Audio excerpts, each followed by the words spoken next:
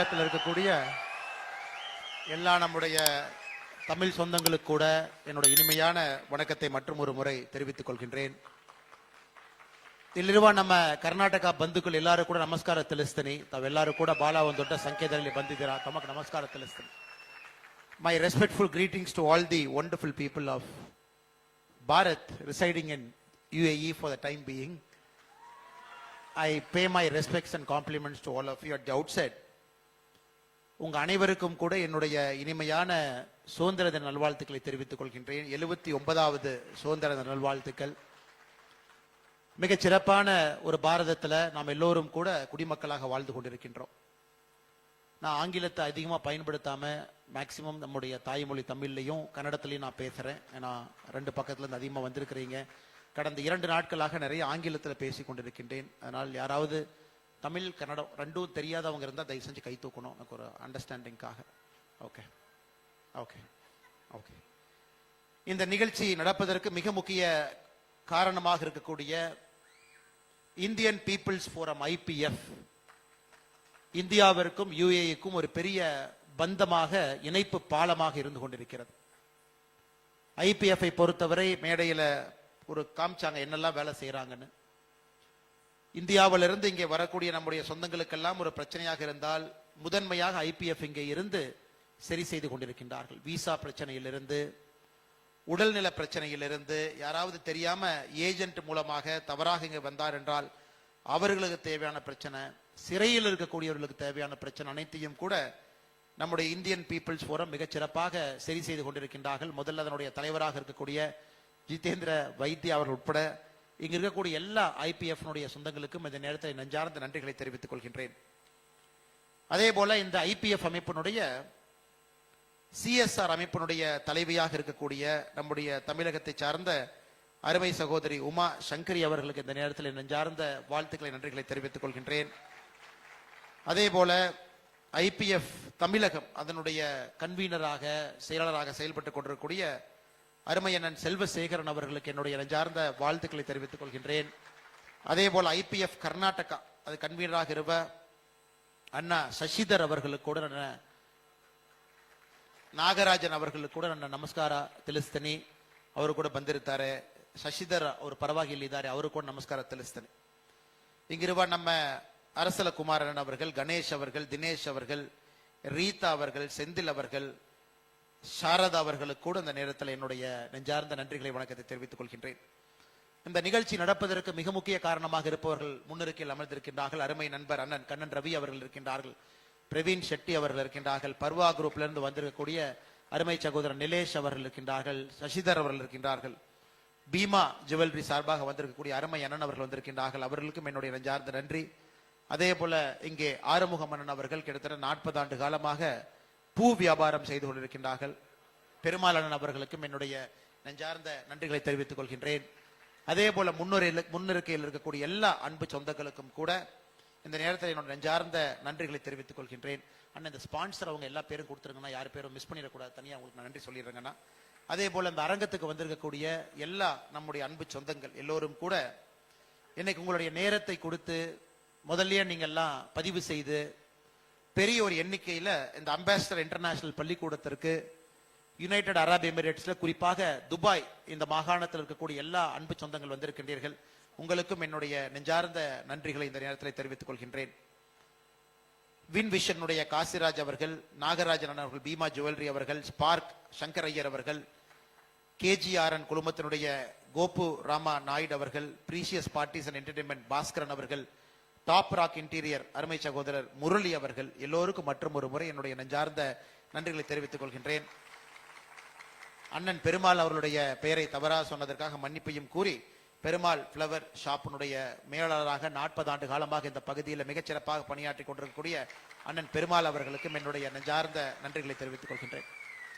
சொந்தங்களே, மிகச்சிறப்பாக நம்முடைய தமிழ் சொந்தங்கள், கர்நாடகாவினுடைய சொந்தங்கள் எல்லாரும் கூட மேடையில் நம்முடைய கலாச்சாரத்தை மிகச்சிறப்பாக நமக்கு பறைசாட்டினார்கள். அவங்களுடைய குழந்தைகளுடைய வயது பாருங்க, இன்னொரு கடல் கடந்து 1000 மைல் தொலைவை தாண்டி இங்கே இருக்கின்றோம். எல்லா குழந்தைகளுக்கும் மிக அற்புதமாக நளினமாக அந்த பரதநாட்டிய கலை, குறிப்பாக முன்னிருக்கையிலிருந்து பார்த்தோம் அந்த சின்ன பாப்பா சின்ன பாப்பா இப்பதான் பரதநாட்டியம் கத்துக்கொண்டிருக்கின்றார்கள். ஆனா கண்ணுல பாத்தீங்கன்னா அந்த கலையினுடைய ஆர்வம் நமக்கு மிக தெளிவாக தெரிந்தது. அந்த பாப்பா உட்பட மேடையில இந்த நமக்காக நடனமாடி நம்மை மகிழ்வித்த எல்லா குழந்தைகளுக்கும் இந்த நேரத்தில் என்னுடைய நெஞ்சார்ந்த நன்றிகளை மறுபடியும் தெரிவித்துக் கொள்கின்றேன். I take this opportunity to thank all the wonderful people who have come to the stage performing Bharatanatyam and other forms of cultural dance to all the people who are here. I only wish and pray that their passion for this wonderful art will continue to guide them in the near future also. Whatever they do in life, pursuing a classical dance is fantastic for anybody. ஒரு அற்புதமான ஒரு கலாச்சார நடனத்தை, அது பரதநாட்டியத்திலிருந்து குச்சிப்புடியிலிருந்து ஏதாவது ஒரு நடனத்தை ஒரு பெண், ஒரு குழந்தை, ஒரு ஆண் அதை கற்றுக்கொண்டு தன்னுடைய வாழ்க்கையில தொடர்ந்து வந்தாங்கன்னா அவர்களுக்கு தேவையான அனைத்து பிரச்சனையும் கூட, அனைத்து நல்லதும் கூட, அனைத்து கெட்டதையும் கூட அந்த கலை பார்த்து கொள்ளும். அவங்க எங்கேயும் போக வேண்டிய அவசியம் கிடையாது. அப்படிப்பட்ட ஒரு பெரிய ஆற்றல் நம்முடைய இயல் இசை நாடகத்துக்கு இருக்கு. ஆனால் நிச்சயமாக இங்க இருக்கக்கூடிய நம்முடைய சொந்தங்கள், தமிழ் சொந்தமாக இருக்கட்டும், கர்நாடகா சொந்தமாக இருக்கட்டும், இயல் இசை நாடகத்தை உங்களுடைய குழந்தைகளுக்கு நீங்க சொல்லிக் கொடுக்கணும். It could be a poetry, it could be a drama, it could be a theater, it could be a classical dance form. எதாக இருந்தாலும் கூட கடல் கடந்து இருக்கிறீங்க. நம்முடைய பாரதத்தோடு தொடர்ந்து உங்களுடைய தொடர்பு இருப்பதற்கு, நம்முடைய கலைகளின் மீது தொடர்ந்து குழந்தைகளுக்கு பற்றுதல் இருப்பதற்கு இயல் இசை நாடகத்தை கட்டாயமாக நீங்கள் சொல்லிக் கொடுக்க வேண்டும் என்கின்ற அன்பான வேண்டுகோளையும் இந்த நேரத்தில் நான் தெரிவித்துக் கொள்கின்றேன். அன்பு சொந்தங்களே, இது நம்முடைய சுதந்திர தின விழாவாக இருந்தாலும் கூட நாம் எல்லோரும் நம்முடைய மொழியை தாண்டி, இனத்தை தாண்டி, எந்தவித பாகுபாடும் இல்லாம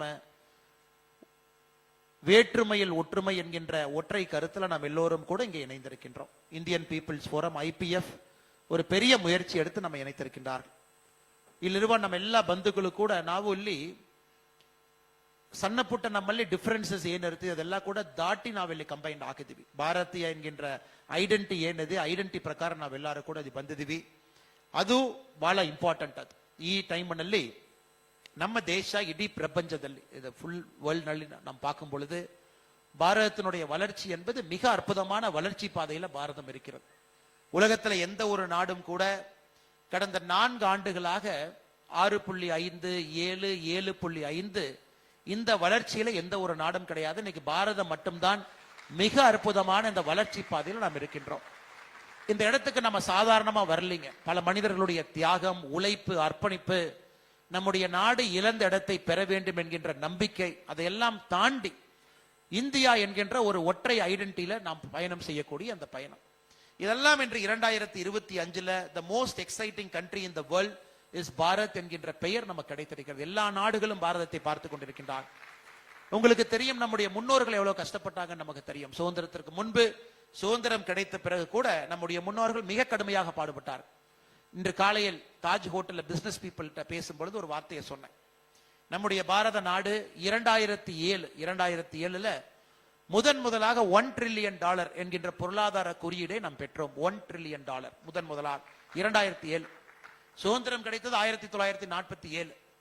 சுதந்திரம் கிடைத்த பிறகு 61 ஆண்டுகள் நமக்கு தேவைப்பட்டது $1 trillion என்கின்ற பொருளாதார குறியீடை பெறுவதற்காக. 2014 7 ஆண்டுகள் கழித்து $2 trillion என்கின்ற பொருளாதார குறியீடு.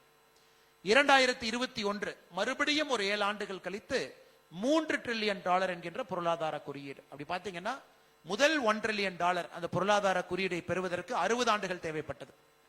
அந்த முதல் $1 trillion இருந்து அடுத்த $1 trillion அதை நாம கொண்டு வருவதற்கு 7 ஆண்டுகள். மூன்றாவது $1 trillion 7 ஆண்டுகள். நான்காவது $1 trillion 2025 பெற்றோம். 4 ஆண்டுகள் 3 மாதத்துல.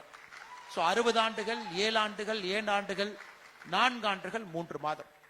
இன்னைக்கு அடுத்த $1 trillion, அடுத்த $1 trillion 3 வருடம் 8 மாசத்துல அதை பெறப்போகின்றோம். 5 trillion என்பது வரப்போகிறது.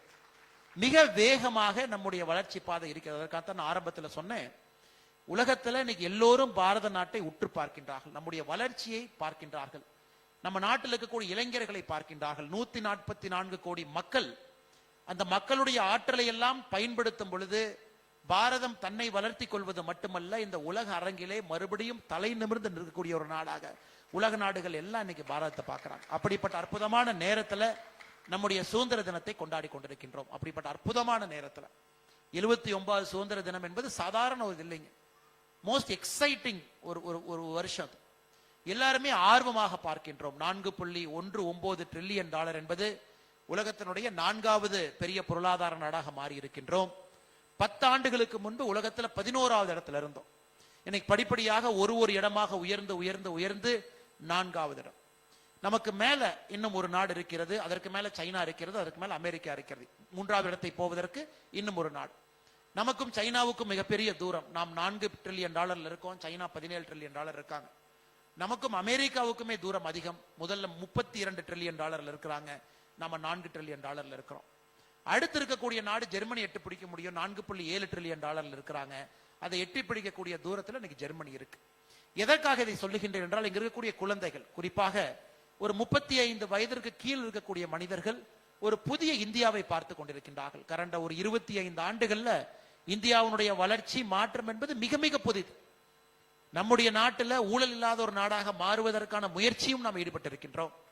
1947க்கு பிறகு எல்லா துறையிலும் கூட ஊழல் இருந்த ஒரு விஷயத்தை இன்னைக்கு மாற்றி நம்முடைய சமகாலத்துல ஒரு கரப்ஷன் ஃப்ரீ இந்தியாவை பார்க்க முடியும் என்கின்ற ஒற்றை நம்பிக்கையும் நமக்கு வந்தது. இதெல்லாம் பெரிய நம்பிக்கை நமக்கு. இந்த சுதந்திர தினத்தை உன்னிப்பாக நாம் பார்க்கும் பொழுது 2014 நம்முடைய பாரத பிரதமர் நரேந்திர மோடி அவர்கள் செங்கோட்டையிலிருந்து பேசினாங்க, ரெட் ஃபோர்ட்ல இருந்து பேசினாங்க. 2014 பிரதமர் அவர்கள் பேசுவதை உன்னிப்பா கவனிச்சீங்கன்னா, நம்ம நாட்டில் எத்தனையோ மனிதர்களுக்கு கழிப்பறை இல்லை, டாய்லெட் இல்லை என்பதை பேசினாங்க. நாம் மக்களுக்கு உணர்வு அடிப்படையில், அவங்களுடைய டிக்னிட்டி அடிப்படையில், ஒரு மனிதன் என்கின்ற அந்தஸ்து என்னங்க, அந்த மனிதனுடைய பர்சனல் நாகரிகம், அந்த மனிதனுக்கு தனிப்பட்ட ஒரு விஷயம் என்பது கழிப்பறை. அதை கூட ஒரு பொது இடத்துல கழிப்பறை இல்லாத வீட்டில் அந்த மனிதன் குடியிருக்கின்றான் என்று முதலாக அவர்களுக்காக கவலைப்பட்டது நம்முடைய பாரத பிரதமர் நரேந்திர மோடி அவர்கள். 2014 செங்கோட்டையிலிருந்து பேசினாங்க. எல்லா இந்தியர்களுக்கும் எல்லா மனிதர்களுக்கும் அடிப்படை கழிப்பறை வசதியை கொடுப்பது நம்முடைய கடமை என்பதை பேசினாங்க. இன்னைக்கு 12 ஆண்டுகள் கழித்து திரும்பி பார்க்கும் பொழுது 120 மில்லியன் 12 கோடி இந்தியர்களுக்கு கழிப்பறை வசதியை நாம் ஏற்படுத்தி கொடுத்திருக்கின்றோம். பேசிக் இஷ்யூ. அதன் பிறகு வங்கி கணக்கு இந்தியர்கள் கையில ஒரு அடிப்படை வங்கி கணக்கு இருக்க வேண்டும். It's a fundamental right. ஒரு வங்கி கணக்கு என்பது அவர்களுக்கு ஒரு பினான்சியல் ஃப்ரீடம் கொடுப்பது. அது கூட இல்லாம எத்தனையோ பேர் நம்முடைய நாட்டில் இருக்கிறாங்களே என்பதை யோசித்து பிரதமர் அவர்கள் அடுத்த சுதந்திர தின உரை செங்கோட்டையிலிருந்து பேசும் பொழுது வங்கி கணக்கை கொடுப்பதற்கான முயற்சியில் இறங்கினாங்க. எனக்கு கிட்டத்தட்ட 43 கோடி இந்தியர்களுக்கு முதலாக வங்கி கணக்கு கொடுத்திருக்கும்.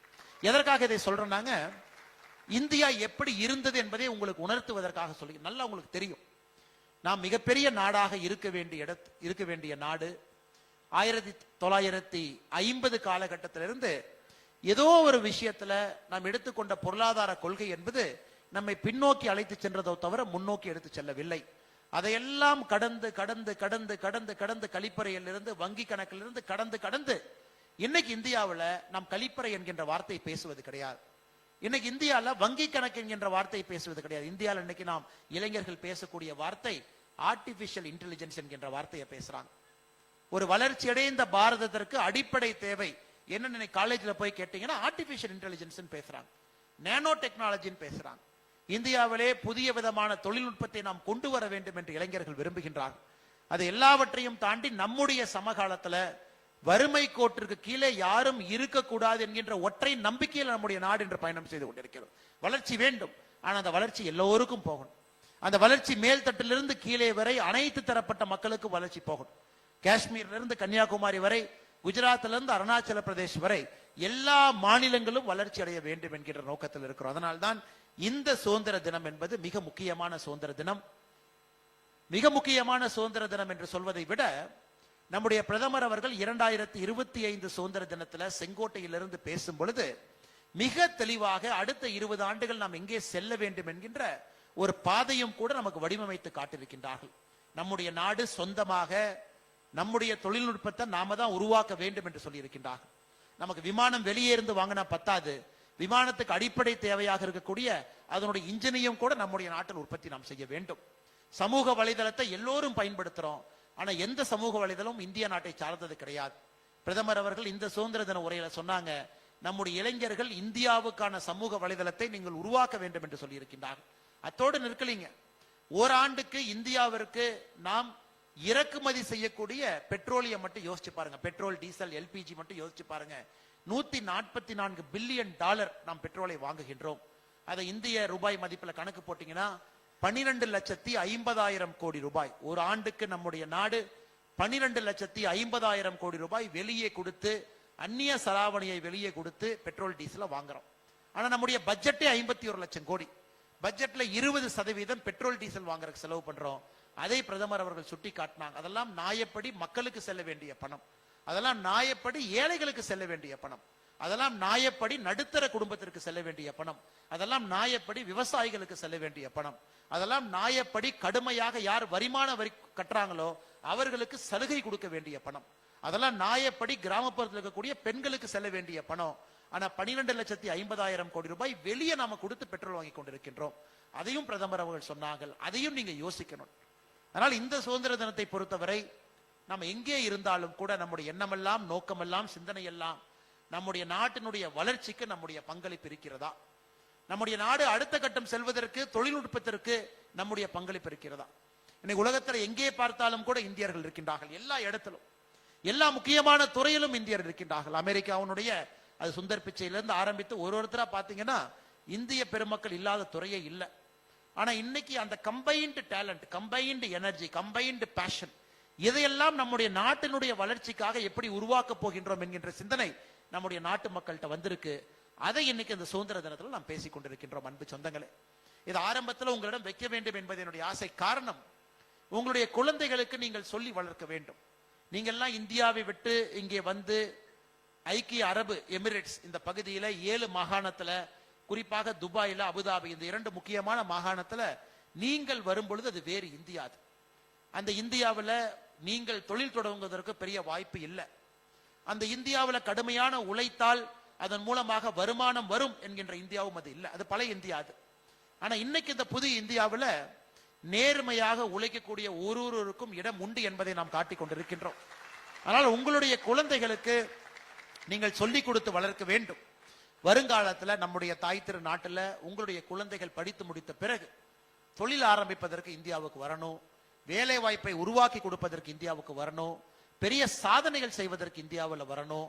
ஏன்னா உங்களுக்கு ஒரு புதிய இந்தியா காத்து கொண்டிருக்கிறது. அந்த புதிய இந்தியா தன்னுடைய கதவுகளை திறந்து சிறகுகளை விரித்து நல்ல சிந்தனை இருக்கக்கூடிய மனிதர்கள் இந்த நாட்டை உயர்த்துவதற்காக வர வேண்டும் என்று நினைக்கின்றார். ஒரு காலத்துல பிரெயின் ட்ரெயின் என்கின்ற வார்த்தையை பயன்படுத்தணும், இன்னைக்கு பிரெயின் கெயின் என்கின்ற வார்த்தையை பயன்படுத்துறோம். திரும்ப நம்முடைய நாட்டிற்கு நல்லவர்கள் எல்லாம் வர வேண்டும், வல்லவர்கள் எல்லாம் வர வேண்டும் என்கின்ற ஒரு வாதத்தை வைத்துக் கொண்டிருக்கின்றோம். நிச்சயமாக எனக்கு 79வது சுதந்திர தின விழாவிலே பிரதமர் அவர்கள் இதை சொன்னாலும் கூட இன்னும் ஒரு 10 சுதந்திர தினம் 89 வரும் பொழுது நமக்கு தெரியும் நாம் 100வது சுதந்திர தின விழா 2047 என்பதை உன்னிப்பாக கவனித்துக் கொண்டிருக்கின்றோம். வளர்ச்சி அடைந்த பாரதம், விகிஷித் பாரத் என்கின்ற வார்த்தையை பயன்படுத்துறோம். 2047 சுதந்திரம் கிடைத்த 100 ஆண்டுகள் வந்திருக்கும் பொழுது இந்தியா ஒரு வல்லரசாக பொருளாதாரத்தில் மட்டுமல்ல எல்லா துறையிலும் கூட வர வேண்டும் என்கின்ற கனவோடு வேலை செய்து கொண்டிருக்கின்றோம். அது நடக்க வேண்டும் என்றால் 89வது சுதந்திர விழா இன்னும் 10 ஆண்டுகள் கழித்து உங்களுடைய குழந்தைகள் நம்முடைய தாய் திரு நாட்டில் ஒரு முக்கியமான பொறுப்புல இந்தியாவுடைய வளர்ச்சிக்கு அவர்கள் எல்லாரும் கூட உழைக்க வேண்டும் என்கின்ற அன்பான வேண்டுகோளையும் கூட இந்த நேரத்தில் உங்களுக்கு நான் வைக்கின்றேன். காரணம் இருக்குங்க ஐயா, சாதாரண வேலை இல்லை. துபாயில இந்த நேரத்தில் நேத்து நான் பார்த்த 49.8 டிகிரி நேத்து ஹீட் 49.8 டிகிரி. அதுல நம்முடைய சொந்தங்கள் எத்தனையோ பேரு இந்த பெட்ரோலியம் துறையில எக்ஸ்ட்ரீம் எக்ஸ்போஷர் இருக்கக்கூடிய துறையில வேலை பார்க்கறாங்க. அப்படின்னா என்விரான்மெண்டல் எக்ஸ்போஷர் இருக்கக்கூடிய துறையில அவங்க போட்டிருக்கக்கூடிய சேஃப்டி கிட்டு, ஹெல்மெட்டு அதெல்லாம் போட்டுக்கிட்டு நீங்க 50 டிகிரில வேலை பார்க்கறீங்கன்னா எவ்வளவு கஷ்டப்பட்டு அவர்கள் அந்த வேலை பார்க்கணும். கஷ்டப்பட்டு அவர்கள் சம்பாதிக்கக்கூடிய பணத்தை ஊரில் இருக்கக்கூடிய அப்பாவுக்கும் அம்மாவுக்கும் மனைவிகளுக்கும் குழந்தைகளுக்கும் சொந்தக்காரங்களுக்கும் இங்கிருந்து அவங்க திரும்ப அனுப்புறாங்க. எனக்கு இந்தியாவை பொறுத்தவரை இன்வர்ட் ரெமிட்டன்ஸ் தான் நம்ம தான் நம்பர் 1 இந்த வேர்ல்ட். அதாவது இன்வர்ட் ரெமிட்டன்ஸ், வெளியே இருந்து இந்தியர்கள் கடுமையாக உழைத்து அவங்க உழைச்ச பணத்தை இந்தியாவுக்குள்ள அனுப்புறதுல அதிக ரிசீவிங் நம்ம தான் இன்னைக்கு வாங்குறோம்.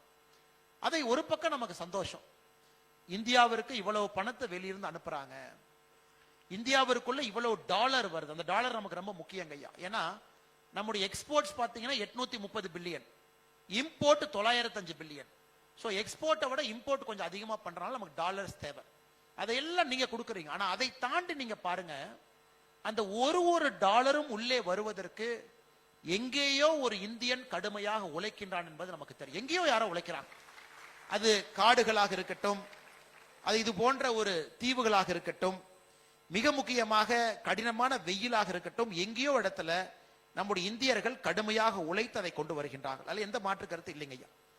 இன்னைக்கு அப்படிப்பட்ட எல்லோருக்கும் கூட ஒரு ஆண்டும் மக்கள் வர்றாங்க, எல்லா விதமான துறைகளுக்கு வர்றாங்க. கடினமாக உழைக்கக்கூடிய இந்த ப்ளூ காலர் துறைக்கு வர்றாங்க, கடினமா உழைக்கணும் ஆனா மூளைக்கு வேலை இருக்கக்கூடிய ஒயிட் காலர் மேலே இருக்கக்கூடிய துறைக்கு வர்றாங்க.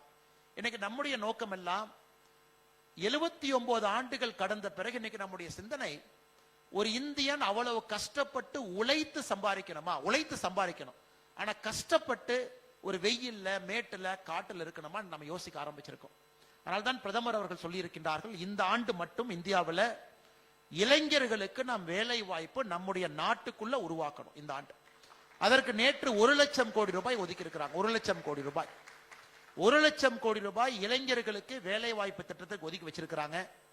ஒரு இளைஞனுக்கு ஒரு தனியார் துறை வேலை வாய்ப்பு கொடுத்தால் ஒரு வேலை வாய்ப்புக்கு இந்திய அரசு 15,000 ரூபாய் வருஷத்துக்கு கொடுப்பாங்க.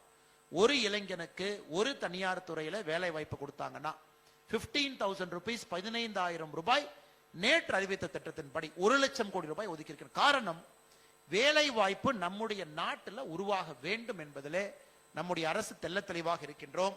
அதனால் நிச்சயமாக இருக்கக்கூடிய பெரிய மனிதர்கள் வருங்காலத்தில் நீங்க இந்தியாவிற்கு வந்து நீங்களும் அங்கே தொழிலை ஆரம்பித்து எண்ணற்ற இந்தியர்களுக்கு வேலை வாய்ப்பை நீங்கள் உருவாக்கி கொடுக்க வேண்டும் என்று அன்போடு இந்த நேரத்தில் கேட்டுக்கொள்கின்றேன். மேடையில் IPF பேசும்போது சொன்னாங்க, என்னை கடந்த ஒரு 11 ஆண்டுகள்ல நெஞ்சில கை வச்சு நிச்சயமா நீங்க சொல்லலாம், நாம் இந்தியன் என்று சொன்னால் நம்முடைய கண்ணை பார்க்கும் பொழுது ஒரு மரியாதை தெரியும். நாம் இந்தியாவிற்கு வெளியே வந்து இதே துபாய்க்கு இதே இடத்துக்கு 2014க்கு முன்பு நாமளும் வந்திருக்கிறோம், ஏர்போர்ட்டுக்குள்ள டிரான்சிட் பண்ணியிருக்கிறோம். எத்தனையோ நாடுகளுக்கு இதற்கு முன்பும் நாம் சென்று இருக்கின்றோம். ஆனா இன்னைக்கு இந்தியா என்கின்ற வார்த்தை அந்த இமிகிரேஷன்ல நம்ம பாஸ்போர்ட் வாங்கி பார்க்கும் பொழுது, நம் கண்ணை பார்க்கும் பொழுது ஒரு சின்ன மரியாதை இருக்கு.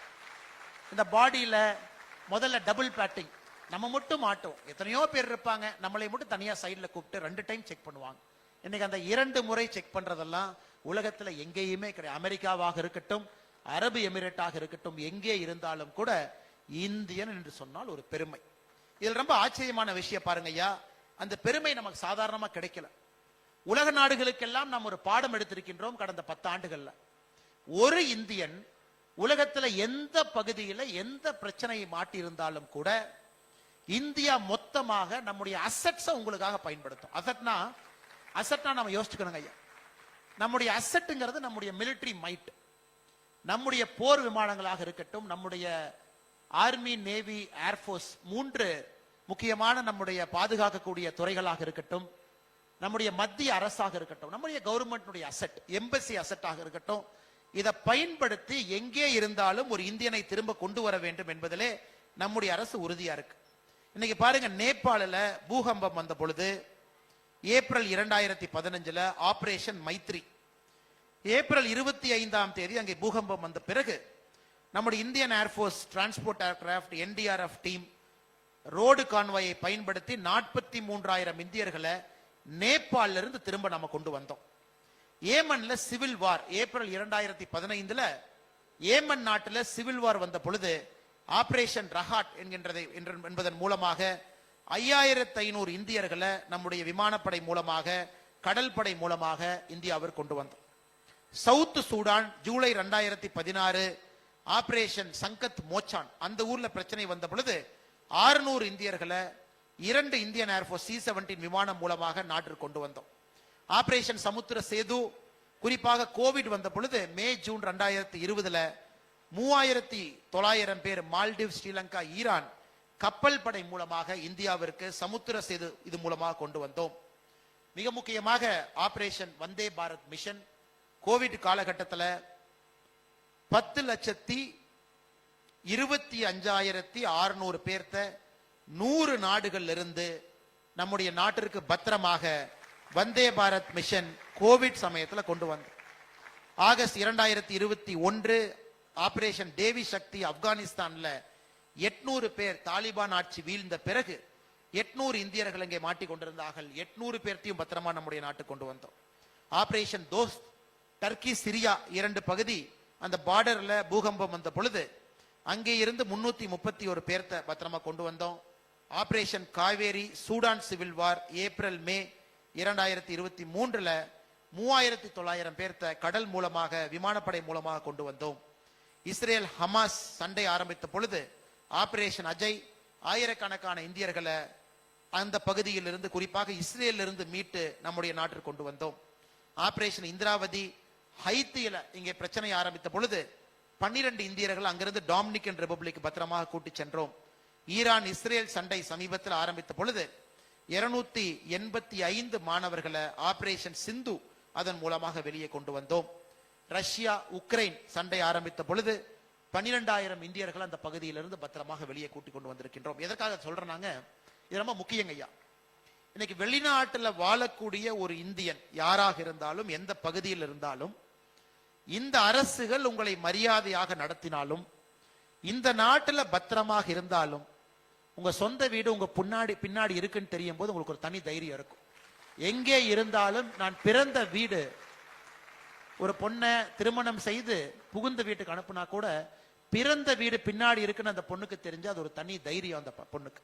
இன்னைக்கு அது போல் நீங்கள் எங்கே இருந்தாலும் கூட உங்களை பத்திரமாக கொண்டு வருவதற்கு ஒரு முழு நாடு உங்கள் பின்னால் இருக்கிறது என்பதை உணர்த்துவதற்காக இதையெல்லாம் நான் சொன்னேங்க ஐயா. இன்னைக்கு அது ஒரு தனிச்சிறப்பு. இதற்கு முன்பு நான் பார்த்தது கிடையாது.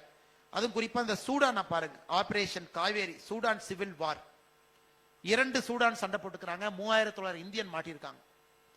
அமெரிக்காவினுடைய படை அவங்களால ரெஸ்கியூக்கு போக முடியல. ஏன்னா அந்த மெயின் விமான நிலையத்தை குண்டு போட்டு தகர்த்தெடுத்தார்கள்.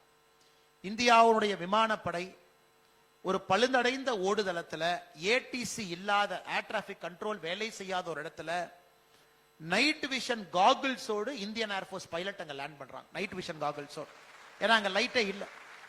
எல்லோரையும் பத்திரமாக மீட்டு வரும் பொழுது டெல்லியில் இருக்கக்கூடிய அமெரிக்கன் எம்பசி நமக்கு தகவல் கொடுக்கறாங்க, நாங்க போக முடியல, நீங்க போயிட்டீங்க, ஒரு 300 அமெரிக்கன்ஸ் இருக்காங்க, அவங்களையும் உங்க இந்தியர்களோட கூட்டிக் கொண்டு வந்து விடுகின்றோம்.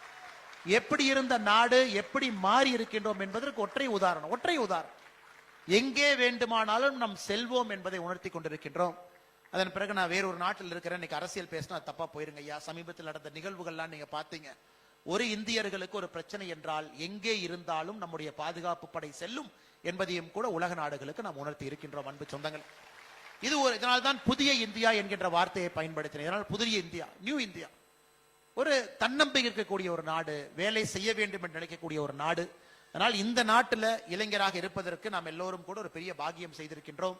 இந்த நாட்டுல மூத்தவர்கள் இத்தனை காலமாக அவர்களுடைய கண்ட கனவுகள் எல்லாம் இந்த நாட்டுல நனவாகி கொண்டிருக்கிறது என்று மூத்தவர்கள் பார்க்கக்கூடிய ஒரு அற்புதமான நேரத்தில் இங்க இருக்கின்றோம்.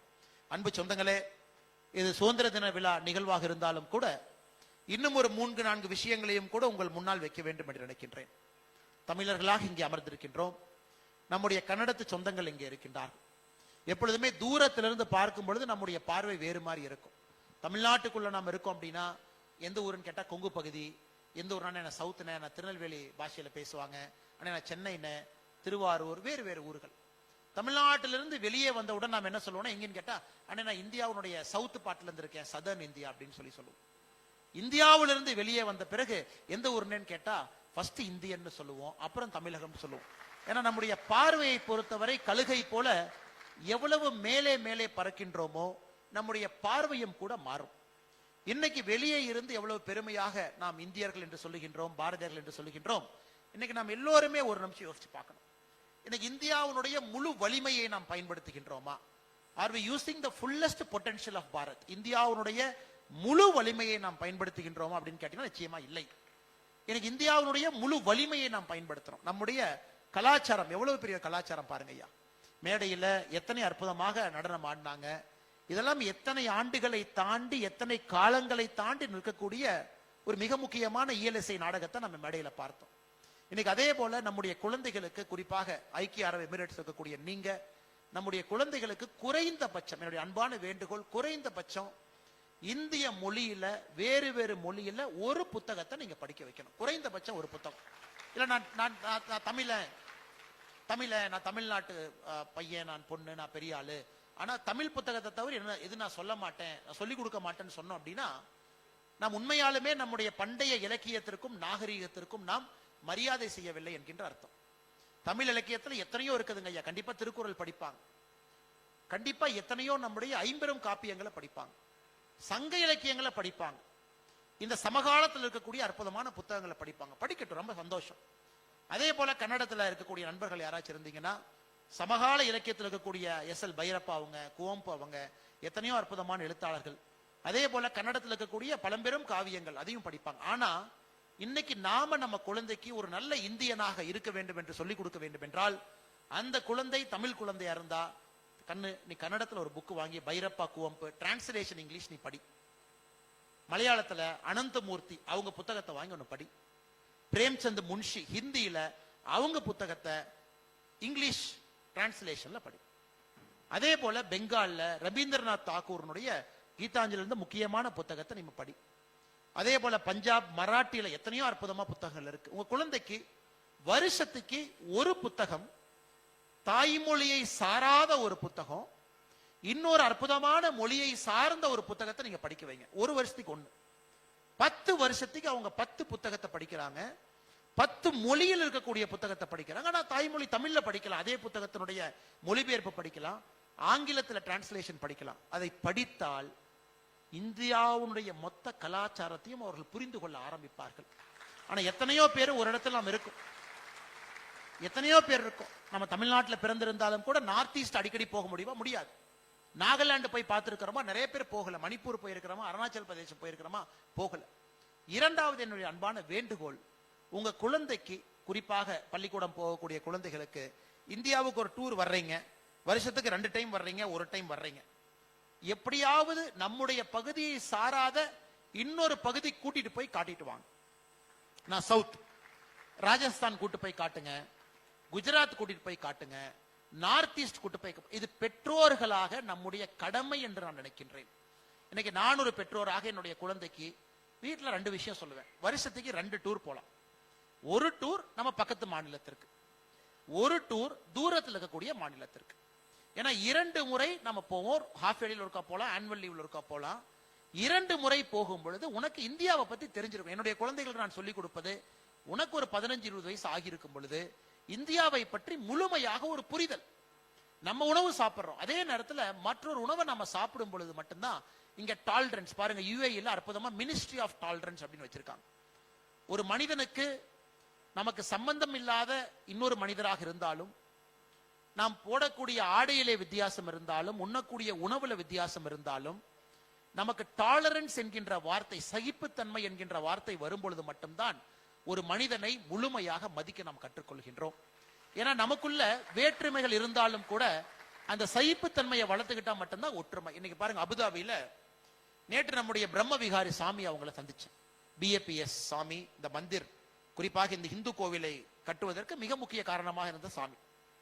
அந்த சாமிட்டு நான் கேட்டேன், ஐயா ஒரு மிகப்பெரிய வேலையை செஞ்சிருக்கிறீங்க, இஸ்லாமிய நாடு, இஸ்லாமிய நாட்டுல குறிப்பாக இந்த பகுதியில மற்ற மதத்தினுடைய ஐடென்டிட்டி ஒரு ஒரு ஒரு ஒரு ஒரு சிலையை கூட கொண்டு வர முடியாது, எப்படி இதை சாதிச்சீங்க? அதுக்கு பிரம்ம விகாரி சாமி சொன்னாரு, ஒன்னும் சாதிக்கிறேன் நான். அதாவது இங்க இருக்கக்கூடிய ரூலர்ஸ் யார் இருக்காங்களோ அவங்க கிட்ட வெளிப்படையாக பேசினோம், வெளிப்படையாக நடந்து கொண்டோம், நாம் யார் என்பதை உண்மையாக புரிய வைத்தோம். 2 பக்கமும் பரஸ்பர ஒரு நியாயம் இருக்கும் பொழுது, நம்முடைய இந்து சமுதாயத்தின் மீது அவர்களுக்கும் மரியாதை இருக்கும் பொழுது, இஸ்லாமிய சமுதாயத்தின் மீது நமக்கும் மரியாதை இருக்கும் பொழுது, நம்பிக்கை 2 மதத்திலும் பிறக்கிறது. நம்பிக்கை வரும் பொழுது சகிப்புத்தன்மை வருகிறது. சில விஷயத்தை பொறுத்துக்கணும், சில விஷயத்தை விட்டு கொடுத்து போகணும். அதனுடைய வெளிப்பாடு தான் இந்த அற்புதமான கோவில் என்று சொன்னார்கள். சாமி அதோடு நிக்கலிங்க, இன்னும் ஒரு படி போனாங்க. 1 மணி நேரம் கோயிலை சுத்தி காமிச்சாங்க. அந்த கோயிலை முழுமையா பாருங்க. மகாபாரதம் கோயில் முழுவதும் இருக்கு, ரொம்ப சந்தோஷம்.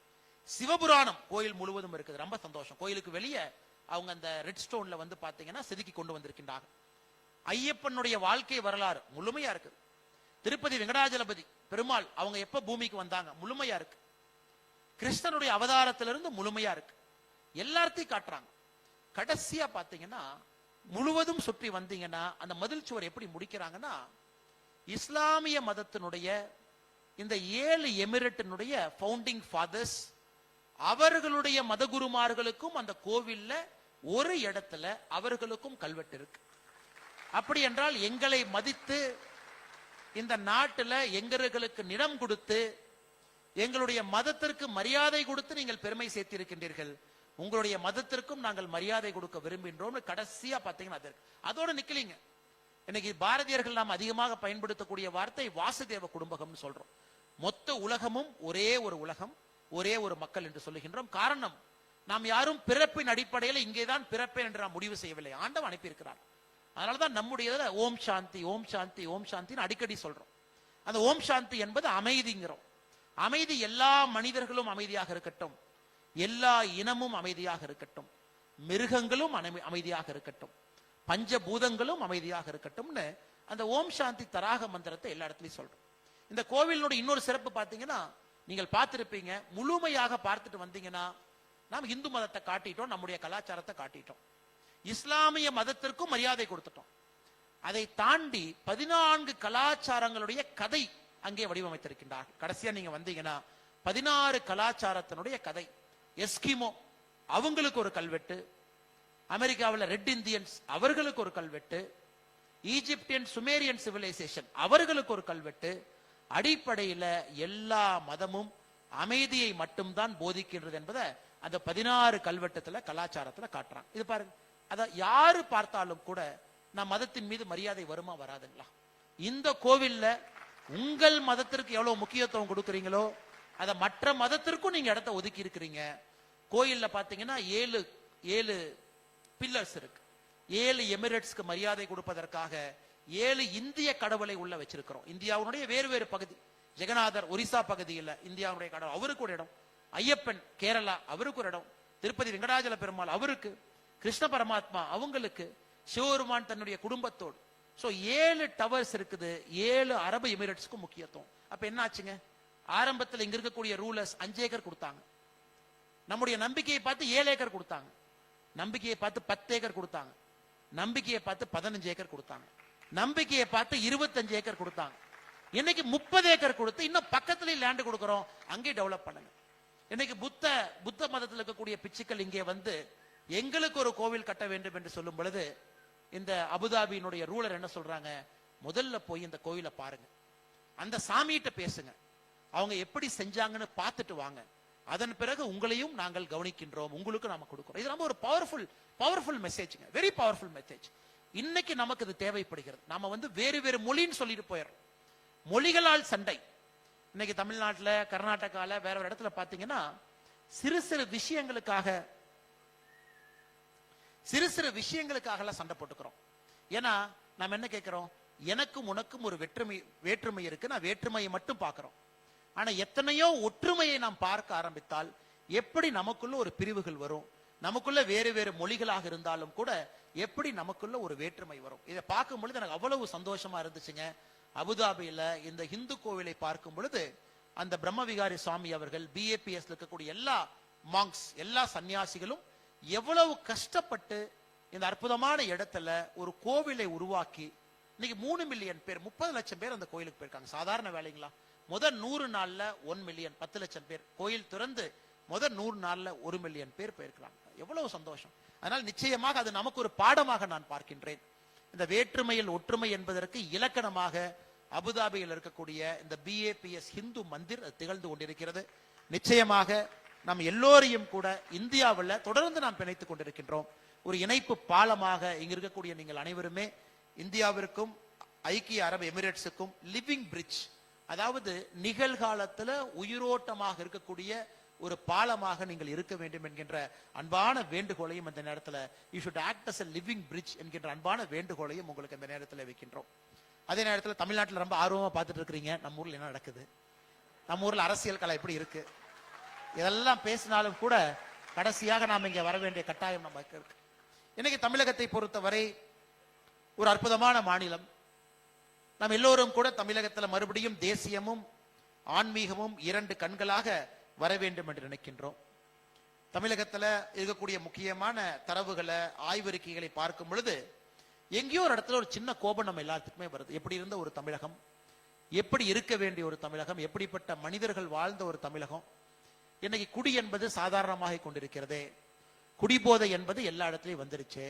அப்படிங்கிறதெல்லாம் நமக்கு நிச்சயமாக ஒரு பெரிய ஒரு மன உறுத்தலை நமக்கு உண்டு செய்திருக்கிறது. அதே நேரத்தில் சட்டம் ஒழுங்கு, பாதுகாப்பு, இது அரசியல் பேசக்கூடாத ஒரு மேடை. நான் அரசியல் பேச விரும்பவில்லை, எந்த ஒரு கட்சியை பற்றி குறை நிறைகளை சொல்வதற்கும் இங்கே வரவில்லை. ஆனால் நிச்சயமாக நம் எல்லோருடைய பொறுப்பும் கூட தமிழகத்துல இழந்த ஒரு பெருமையை மீட்க வேண்டிய கடமையும் கட்டாயமும் நமக்கு இருக்குங்க, எந்த மாற்று கருத்தும் இல்லை.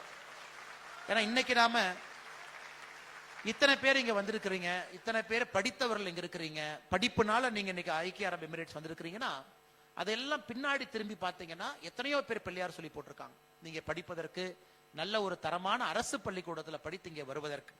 கர்ம வீரர் காமராஜர் ஐயா 9 ஆண்டுகள் தமிழகத்தினுடைய முதலமைச்சராக இருந்தாங்க. 1954 1963 வரை. அந்த 9 ஆண்டுகள் தமிழகத்தினுடைய முதலமைச்சராக இருந்த பொழுது 9 ஆண்டும் தமிழகத்துல சாராய கடை திறக்கப்படவில்லை. ஆனா காமராஜரையே என்ன திறந்தார்? 9 ஆண்டுகள் என்ன திறந்தாருன்னா பூட்டி கிடந்த 12,000 பள்ளிக்கூடத்தை திறந்தார். புதிதாக 6,000 பள்ளிக்கூடத்தை திறந்தார். இந்திய அரசியல் வரலாற்றுல 9 ஆண்டு காலம் ஒருத்தர் முதலமைச்சராக இருந்து 18,000 பள்ளிக்கூடங்கள் திறக்கப்பட்ட ஒரே ஒரு மாநிலம் தமிழகம் தான். 1954 63 வரை. அதனால என்ன ஆச்சுன்னு பாருங்க. உங்களுடைய அப்பா, நீங்க 3 தலைமுறை அந்த திறக்கப்பட்ட பள்ளிக்கூடத்தினால படிச்சாங்க. 3 தலைமுறை 18,000 பள்ளிக்கூடம். கர்ம வீரர் காமராஜர் ஐயா அதோடு நிற்கல. அந்த 9 ஆண்டு காலம் தமிழகத்தினுடைய முதலமைச்சராக இருக்கும் பொழுது அணையை கட்டினார். எத்தனை அணையை கட்டினார்னா 14 அணைகளை கட்டினார் அவருடைய 9 ஆண்டு காலத்துல. அணையை கட்டுறதோடு நிற்கல, பாசன வசதியை ஏற்படுத்தினாங்க. லட்சக்கணக்கான விவசாய நிலத்தை தமிழகத்துல நீர் வரத்து வரும் அளவுக்கு அதை மேம்படுத்தினாங்க. அதனால் தமிழகத்தினுடைய வளர்ச்சி என்பது ஒரு 30, 35, 40 ஆண்டுகளுக்கு ஒரு புண்ணியமான ஒரு மனிதன் போட்ட பிள்ளையார் சொல்லில 40 ஆண்டு காலம் தமிழகத்தினுடைய வளர்ச்சியை ஒரு மனிதன் பார்த்துக்கிட்டார். இன்னைக்கு தமிழகத்தை பொறுத்தவரை மறுபடியும் விவசாயத்தை மேம்படுத்த வேண்டிய கட்டாயத்திற்கு நாம் தள்ளப்பட்டிருக்கின்றோம். மறுபடியும் தொழில்துறையை இன்னும் வேகமாக கொண்டு செல்வதற்கான நேரத்தில் நாம் இருக்கின்றோம். மறுபடியும் நம்முடைய குழந்தைகளுக்கு தரமான கல்வி கொடுக்க வேண்டிய கட்டாயத்தில் நாம் இருக்கின்றோம். மறுபடியும் நாம் இருக்கின்றோம். ஆனால் நிச்சயமாக இதெல்லாம் கூட தமிழகத்தில் இன்னைக்கு பரவலாக பேசப்படக்கூடிய பொருட்கள். இது பண்ணணும், செய்யணும், தரமான கல்வியை திரும்ப கொடுக்கணும். டாஸ்மார்க் போன்ற அரசு நடத்தக்கூடிய கடைகளை மூடுவதற்கான நேரமும் வந்துவிட்டது என்று மக்கள் பேச ஆரம்பித்து விட்டார். அதையும் மூடுவதற்கான நேரம். 5,500 டாஸ்மார்க் இருக்கு. ஒரு 1000 கடையை முதல்ல மூடுவோம், 2,000 கடையை 2வது வருஷம் மூடுவோம், இன்னொரு 1000 கடையை 3வது வருஷம் மூடுவோம். மொத்தமாக மூடவில்லை என்றாலும் கூட 3 ஆண்டுகள்ல 2 பங்கை மூடுவோம் என்கின்ற கருத்துக்கு மக்கள் தள்ளப்பட்டிருக்கின்றார்கள். நிச்சயமாக அரசியல்வாதிகள் எப்பொழுதுமே பாத்தீங்கன்னா எல்லாம் காணாம போனதுக்கு அப்புறம் தான் அரசியல்வாதிகள் உணர்வாங்க. மக்களுடைய பல்ஸ் ரியல் டைம் அரசியல்வாதிகள் தமிழகத்துல புரிந்து கொண்டு ரொம்ப நாள் ஆச்சுங்க. ரியல் டைம் மக்கள் என்ன நினைக்கிறாங்க? அரசியல்வாதிகளை பொறுத்தவரை தமிழகத்துல இன்னைக்கு 2 மொழி போதும் அப்படிங்கிறாங்க. 2 மொழி போதுங்கிறாங்க. ஏன்னா அரசியல்வாதிகள் 3 மொழி 4 மொழி கற்ற அரசியல்வாதிகள் யாரும் இன்னைக்கு இல்லைங்க ஐயா. ஒரு மொழியே சரியாக பேசாத அரசியல்வாதிகள் தான் இன்னைக்கு இருக்காங்க. இன்னைக்கு தமிழகத்தை பொறுத்தவரை 2, 3, 4 மொழிகள் நமக்கு வேண்டும் என்கின்ற எண்ணத்தை நம்ம முடிவு பண்ணிட்டோம். வேணும், குழந்தைங்களுக்கு வேணும், குழந்தைங்க படிக்கணும். இதே ஆந்திரால சந்திரபாபு நாயுடு அவர் சொல்றார், என்ன 2 லாங்குவேஜ் பாலிசி, ஆந்திரால 5 லாங்குவேஜ் பாலிசிங்கிறாரா. எல்லா மொழியும் கத்துக்க, உலகம் ஃபுல்லா போ. நீங்க எல்லாம் உலகம் ஃபுல்லா போனா தானே இந்த நாடு வளர்ச்சி அடையும், மனிதர்கள் வளர்ச்சி அடைவாங்க. இன்னைக்கு தமிழ்நாட்டில் நாம் கேட்கறது 5 லாங்குவேஜ் வேண்டாங்க, 3 லாங்குவேஜ் முதல்ல கொடுத்தா போதும், அதுக்கப்புறம் 4 லாங்குவேஜ், அதுக்கப்புறம் 5 லாங்குவேஜ். அதிலும் குறிப்பாக இந்த 2020 தமிழ் மொழியில கற்றுக்கணும். ஒரு பாடமாக இன்னொரு மொழி வரணும். ஆங்கிலம் இருக்க வேண்டும், தமிழ் மொழி அடிப்படை கட்டாய பாடமாக இருக்கணும். கனடா பார்டர்ல, கர்நாடகா பார்டர்ல, ஹொசூர்ல எத்தனையோ பேர் கன்னடம் பேசுறாங்க, அங்க கன்னடம் கொண்டு வந்துடலாம். கோயம்புத்தூர் மலையாளம் பேசுறாங்க, அங்க மலையாளம் கொண்டு வந்துடலாம். சென்னையில கிட்டத்தட்ட 20% மக்கள் தெலுங்கு பேசுறாங்க, அங்கே தெலுங்கு கொண்டு வந்து விடலாம். அதனால இதையும் இன்னைக்கு நாம் ஆக்ரோஷமாக பேச ஆரம்பித்திருக்கின்றோம். தமிழகத்துல அடுத்த கட்ட வளர்ச்சிக்கு அதிகமான மொழிகள் நாம் தெரிந்திருக்க வேண்டிய கட்டாயம் நமக்கு இருக்கிறது என்பதையும் நாம் இன்னைக்கு உறுதியா பேச ஆரம்பித்திருக்கின்றோம். இது ஒரு இன்னைக்கு இதெல்லாம் டிஸ்கஷன் பாயிண்ட்ஸுங்க, இதெல்லாம் டிஸ்கஷன் பாயிண்ட்ஸ். நம்முடைய வளர்ச்சி எப்படி இருக்கணும், மக்கள் இதெல்லாம் பேசணும். நாம் எப்படி அடுத்த கட்டத்திற்கு போகணும், இதையெல்லாம் பேசணும். எந்தெந்த மொழிகள் வேண்டும், இதையெல்லாம் நம்ம பேசணும். கல்வித்துறை இன்னும் திறனாக இருக்கிறதா, இதையெல்லாம் நம்ம பேசணும். இன்னைக்கு தமிழகத்தில் பார்த்தீங்கன்னா செங்கல்பட்டு, சென்னை, கோயம்புத்தூர் இந்த 3 மாநிலங்கள் தமிழகத்தினுடைய மொத்த பொருளாதார குறியீடு ஸ்டேட் ஜிடிபியில இந்த 3 மாவட்டங்கள் மட்டுமே தமிழகத்தில் அதிகமான உற்பத்தி திறன் கொண்ட மாவட்டமா இருக்கு. இன்னைக்கு நாம அரியலூரை பத்தி யோசிக்கிறோம், நாம திருவாரூரை பத்தி யோசிக்கிறோம். தமிழகத்தினுடைய தென் பகுதி வளர்ச்சி வர வேண்டும் என்று நினைக்கின்றோம். கன்னியாகுமரி, திருநெல்வேலி, தூத்துக்குடி இந்த எல்லா பகுதியும் கூட வளர்ச்சி செல்ல வேண்டும் என்று நினைக்கின்றோம். which means balanced development. எல்லா பக்கம் வளர்ச்சி போகணும். வளர்ச்சி என்பது மாநிலத்தினுடைய தலைநகரை சுத்தி மட்டும் இருக்கக்கூடாது. வளர்ச்சி என்பது கோயம்புத்தூரை சுத்தி மட்டும் இருக்கக்கூடாது. வளர்ச்சி என்பது தமிழகத்தினுடைய எல்லா பகுதிகளுக்கும் போக வேண்டும் என்பதும் நாம் இன்னைக்கு பேச ஆரம்பிச்சிருக்கிறோம். அது மாதிரி நம்ம யோசிக்கலாமா? நமக்கு பொருள் வரும் பொழுது, யாராவது முதலீட்டாளர் வரும் பொழுது, முதல்ல நீங்க சவுத்துக்கு போங்க, முதல்ல தூத்துக்குடிக்கு போங்க, தென்காசிக்கு போங்க, அங்க போங்க, இளைஞர்களுக்கு வேலை வாய்ப்பு உருவாக்குங்க. எதற்காக? சதர்ன் பார்ட் ஆஃப் தமிழ்நாட்டில் இருக்கக்கூடிய இளைஞர்கள் எதற்காக உலகம் முழுவதும் வேலைக்கு போகணும்? சிங்கப்பூர்ல இருக்கிறாங்க, லண்டன்ல இருக்கிறாங்க, உலகம் முழுவதுமே. மதுரைக்கு கீழே தென்காசி, கன்னியாகுமரி வரைக்கும் பாத்தீங்கன்னா லட்சக்கணக்கான இளைஞர்கள் உலகம் முழுவதும் வேலை பார்க்கிறாங்க. இன்னைக்கு அந்த இளைஞர்களுக்கு அந்த பகுதியில வேலை வாய்ப்பை உருவாக்க வேண்டிய கட்டாயம் நாம் இருக்கிறோம். வளரணும், தமிழ்நாடு முழுவதும் வளரணும், தமிழ்நாட்டினுடைய எல்லா பகுதியும் வளர வேண்டும் என்பதில் நாம் தெளிவாக இருக்கின்றோம். அதையெல்லாம் தாண்டி ஒரு தேசிய சிந்தனை எல்லா இடத்துலையும் வரணும். அது பாட புத்தகத்திலிருந்து ஆரம்பிக்கணும். ஒரு அடிப்படை பாட புத்தகத்துல ஒரு குழந்தை அதை திறந்து படிக்கும் பொழுது அந்த தேசிய சிந்தனை அந்த பாட புத்தகத்திலே விதைக்கப்பட்டிருக்க வேண்டும். அந்த குழந்தை படிக்கணும், எல்லாத்தையும் படிக்கணும். அந்த குழந்தை இன்னுமே யாரோ வந்தாரு, தென்னமரத்தை வெட்டினாரு, கல்லுக்கடையை நிறுத்தினாரு அப்படிங்கறத மட்டும் ஒரு குழந்தை எத்தனை வருஷம் படிக்கணும்? அது முக்கியம்தான், அதையும் ஒரு பக்கம் வைங்க. ஆனா ஒரே கதையை எத்தனை வருஷம் 3 பக்கத்துக்கு எழுதுவீங்க? எல்லா விஷயத்தையும் எழுதுவோம். இந்தியாவில் சுதந்திரத்திற்காக போராடி எல்லா தலைவர்களையும் கொண்டு வாங்க. தமிழகத்துல எல்லா பகுதியிலும் சுதந்திரத்துக்காக போராடி அவங்களை கொண்டு வாங்க. அந்த குழந்தை ஒரு பாட புத்தகத்துல ஒரு அடிப்படை மாற்றம் கொண்டு வரும் பொழுது மட்டும்தான் அந்த குழந்தைக்கு அங்கிருந்து தேசபக்தி உருவாகிறது. பள்ளிக்கூடத்துல தேசபக்தி சம்பந்தப்பட்ட விஷயங்களை எல்லாம் சொல்லி கொடுத்து ஒரு நாடகம். இன்னைக்கு நீங்க பாருங்க ஐயா, மிகப்பெரிய மனிதர்களை எங்கிருந்து தேசபக்தி கிடைச்சது? மகாகவி சுப்பிரமணிய பாரதி, அவருடைய வாழ்க்கையை மட்டும் எடுத்துக்க. தேசபக்தி எங்கிருந்து வந்துச்சு? பள்ளிக்கூடத்துல இருந்து ஆரம்பிச்சது. பள்ளிக்கூடத்துல ஒரு ஆசிரியர் அங்கே தேசபக்தி உணர்வை ஊட்டி 5 வயசுல தந்தை இழக்கின்றாங்க, 15 வயசுல அம்மா விளக்குறாங்க. அதன் பிறகு காசிக்கு போறாங்க. எங்கேயோ ஒரு இடத்துல அந்த தீயை கொழுந்து விட்ட ஒரு தீயை கொடுத்த பிறகு அது கொழுந்து விட்டு எரியுது. சோ பள்ளிக்கூடத்துல இன்னைக்கு அடிப்படையான விஷயங்களை பேச வேண்டிய கட்டாயம் தமிழ் சமுதாயத்திற்கு இருக்கு. அதையும் நம்ம செய்யணும். இதற்கெல்லாம் தீர்வு உங்களுக்கு தெரியும். மக்கள் சிந்திக்க ஆரம்பித்தாவே தீர்வு என்று நான் நினைக்கின்றேன். மக்கள் சிந்திக்க ஆரம்பிச்சிட்டாங்கன்னா, இதை பத்தி பேச ஆரம்பிச்சிட்டாங்கன்னா, உள்ளே வரும்பொழுது நீங்க போட்டீங்க. இன்னைக்கு தமிழ்நாட்டை பொறுத்தவரை இன்னைக்கு நாம சோசியல் மீடியால என்ன சண்டை போட்டுக்கிறோம்? என்னுடைய நடிகன் நடிச்ச படத்துக்கு அதிக வசூலா, இல்ல உன்னுடைய நடிகன் நடிச்ச படத்துக்கு அதிக வசூலா? இதான் இன்னைக்கு அடிப்படை சண்டையாக இருக்கு. எல்லா நடிகர்களும் முக்கியம்தான், எல்லாரும் சூப்பர் ஸ்டார் தான், எல்லாரும் நம்ம மகிழ்விக்கின்றார்கள், அது வேறுங்க ஐயா. ஆனா அடிப்படையில சமூக வலைதளத்துல நம்முடைய இளைஞர்கள் எதுக்கு சண்டை போடணும்? வளர்ச்சி பாதை எப்படி, தமிழகம் எப்படி இருக்கணும், அடுத்து நாம் எப்படி இருக்கணும், தொழில்துறை எப்படி இருக்கணும், அதற்குத்தான் சண்டை இருக்கணுமோ தவிர எந்த சமூக வலைதளத்தை ஓபன் பண்ணாலும் ஏன் நடிகர் நடிச்ச முதல் நாள் இவ்வளவு வசூல், உனக்கு பிடிச்ச நடிகர் முதல் நாள் இவ்வளவு வசூல், அப்ப ஏன் நடிகர் பெருசா உன் நடிகன் பெருசா? இதையெல்லாம் நான் மாற்ற வேண்டிய கட்டாயம் நமக்கு இருக்கு. ஆமாம், சந்தோஷம்தான். 150 கோடி ரூபாய் இன்னைக்கு தமிழ்நாட்டில் ஒரு படம் ஒரு நாள்ல வசூல் பண்றது சந்தோஷம் தான். அந்த அளவுக்கு பொட்டன்ஷியல் இருக்கு, அந்த அளவுக்கு உலகம் முழுவதும் மக்கள் பார்க்கிறாங்க. படங்கள் 1000 கோடி ரூபாய் வசூல் பண்றது சந்தோஷம் தான். ஆனா வாழ்க்கை என்பது படத்தை தாண்டித்தான் ஆரம்பிக்கிறது என்பதை நம்ம இளைஞர்கள் உணரும் பொழுது மட்டும்தான் உண்மையான வளர்ச்சி கீழே வர ஆரம்பிக்கும். அதையும் பக்குவமா சொல்லணும். அதை நீங்க பக்குவமா சொன்னீங்கன்னா இளைஞர்களுக்கு கோவம் வந்துடும். எப்படின்னா நீங்க அப்படி சொல்லலாம்? படத்தை பத்தி சொன்னீங்க, தலைவனை பத்தி சொன்னீங்க, அதனால இளைஞர்கள்ட்ட பக்குவமாக பேசணும். டக்குன்னு கோவம் வந்துருது, டக்குன்னு அவங்க தவறா நினைச்சுக்கிறாங்க, நம்ம வேற ஏதோ சொல்ல போய் வேற ஏதோ புரிஞ்சுக்கிறாங்க. அதையும் நம்ம சரியா கம்யூனிகேட் பண்ணணும். அந்த இளைஞர்களுக்கு ஆக்கப்பூர்வமான இடத்தை நோக்கி நகர்த்தி செல்ல வேண்டும். எத்தனையோ இடத்துல சண்டை போட்டுக்கிறாங்க, ஸ்கூல்ல ஜாதிகள் வந்து விட்டது, கையில பாத்தீங்கன்னா கயிறு கட்டுறாங்க, கயிறை வைத்து எந்த ஜாதின்னு சொல்லாங்கிறாங்க, ஸ்கூலுக்குள்ள அருவாள் கலாச்சாரம் வந்துருச்சு. இது எல்லாம் தமிழ் சமுதாயத்தினுடைய பிரச்சனைகள்ல ஒரு முக்கிய பிரச்சனையாக நாம் பார்க்கின்றோம். அதை எல்லாம் சரி பண்ண வேண்டிய கடமை நமக்கு இருக்கு. ஒரு பக்கம் வாய்ப்பு, ஒரு பக்கம் நமக்கு இருக்கக்கூடிய அற்புதமான கண் முன்னால் இருக்கக்கூடிய பாதை ஒரு பக்கம். இன்னொரு பக்கம் இத்தனை இளைஞர்களை நல்வழிப்படுத்தி சரியான பாதையில் எடுத்து செல்ல வேண்டிய கடமை. இந்த இரண்டு பொறுப்புகளையும் சில மனிதர்கள் அற்புதமா செஞ்சாங்க. அதுல கர்மவீரர் காமராஜர் ஐயாவுடைய பெயரை திரும்ப திரும்ப நான் சொல்வதற்கான காரணம், அந்த இரண்டையும் அற்புதமான செஞ்ச ஒரு அற்புதமான தலைவர். தமிழகத்திற்கு மறுபடியும் இன்னைக்கு எல்லாருமே சொல்றாங்க கர்மவீரர் காமராஜர் ஐயாவுடைய ஆட்சி வேணுங்கிறாங்க. ஆனா கர்மவீரர் காமராஜர் ஐயா மாதிரி வாழ்ந்தீங்களான்னு கேட்டீங்கன்னா யாரும் இல்லை. கர்மவீரர் காமராஜர் ஐயாவை போல் வாழ்ந்தால் மட்டும்தான் கர்மவீரர் காமராஜர் ஐயாவுடைய ஆட்சி வரும்.